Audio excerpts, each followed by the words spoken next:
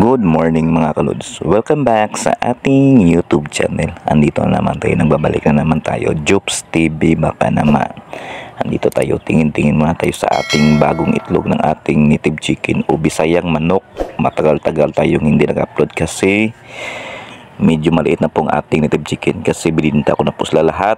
Ang natira medyo maliliit na lang po mga lods. Ayan po ng itlog naman ang ating mga native chicken at pararamihin na naman natin sila para magkapera tayo at para magkaroon tayo ng ulam para makatipid tayo sa panggastos. Yan pong ating mga itlog ng ating native chicken mga lods. Yan, dalawang inahin lang yan. Ito po yung unang inahin at sa pangalawa andun po nakakulong. Ayos na lods. Yan, shoutout sa mga gusto mag-alaga ng native chicken. Ang madali lang po alaga ng native chicken mga lods. At bili lang kayo ng isa o tatlong inahin mga lods. At sigurado sa loob ng 6 na buwan, dadami. And shoutout sa inyo mga lods. And please follow and subscribe ng ating YouTube channel kasi hindi pa po tayo nakaabot ng monetization baka naman. Sana makaabot tayo ng monetization mga lods.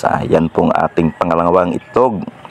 Baka naman native chicken ng malaking tulong na yan sa atin mga lods. At sa nakalipas na ilang buwan lods, nakabenta na ako ng almost 20 pieces na native chicken. Medyo marami-rami. At least nagkaroon tayo ng pera sa native chicken.